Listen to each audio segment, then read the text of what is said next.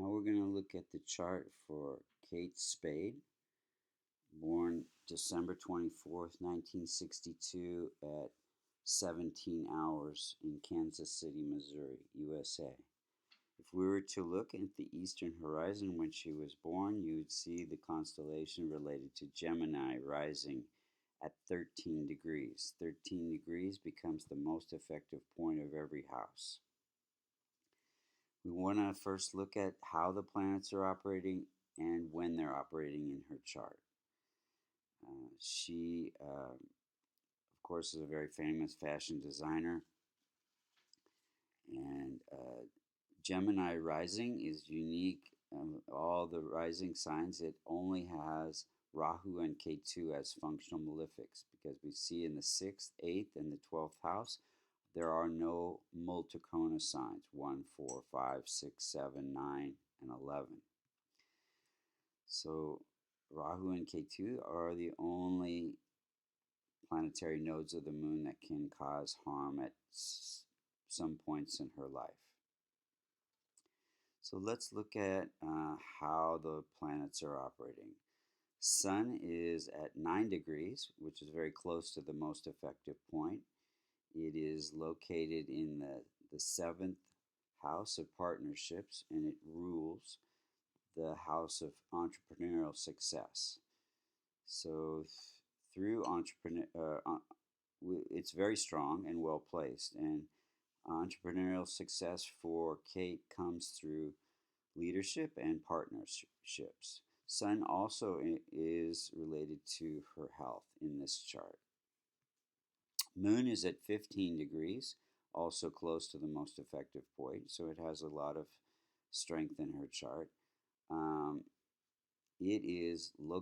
It rules the house of wealth and fame, and is located in her 6th house of health and conflict and delays, disputes.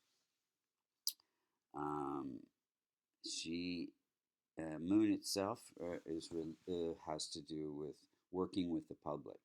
So she gained wealth and recognition through public. Now Moon also represents peace of mind in her chart because it's in that 6th house. Mars is very weak. Any planet that's less than 5 degrees or greater than 25 degrees is either in adolescence or old age and cannot protect or promote its own signification. So Mars at 1 degree is weak. It is ruling the house of income, and it is located in the house of entrepreneurial success. So that planet could be strengthened. But it gave her income through her own ambition in the fashion industry. This 3rd house has to do with expression, and it can be through the healing arts, the performing arts, or the fine arts. Mercury is at 25 degrees. It is ruling the house of family, and happiness comes through family. It's also the house of family. It gave her great communication skills.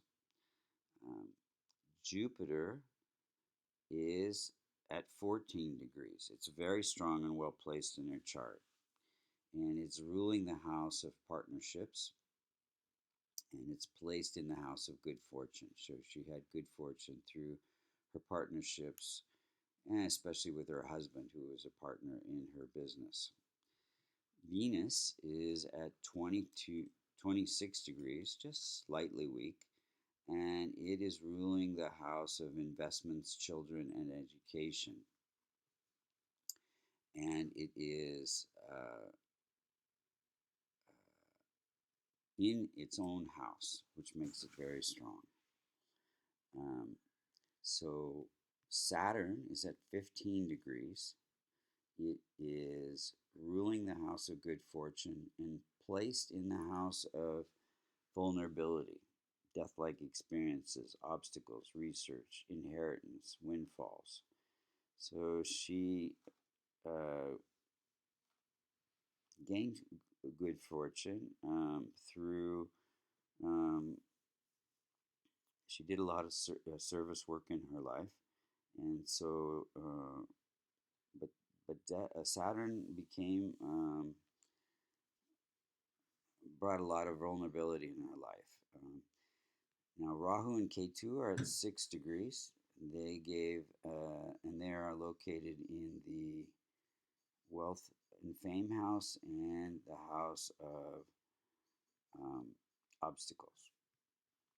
So it gave desire for fame and recognition. Rahu is desire, um, but also brought some transformation in her life.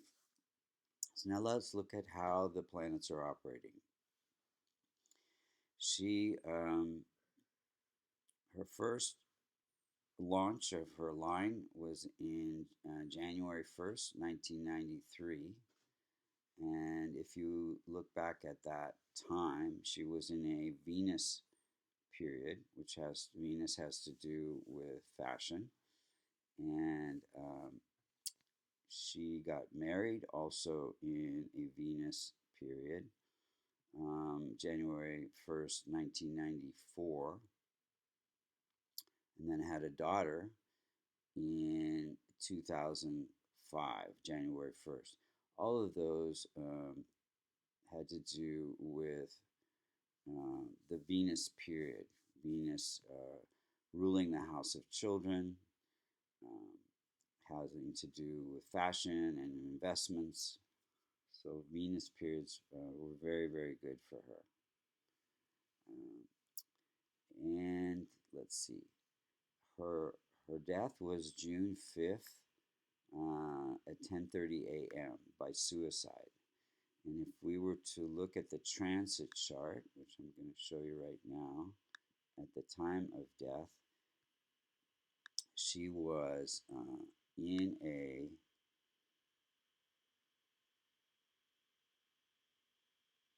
Moon Saturn period. And Rahu and Ketu were at the most effective point. So they were afflicting 6 out of her 12 houses. And they were afflicting the house of death-like experiences, that 8th house. And also Mars and K2 were at exact conjunction in that house, the transiting Mars and K2. And Saturn, having to do with longevity, was also, let's see here, close to, right on the most effective point. So, yeah, very, very critical moment in her life. Wish her family all the best during this difficult time.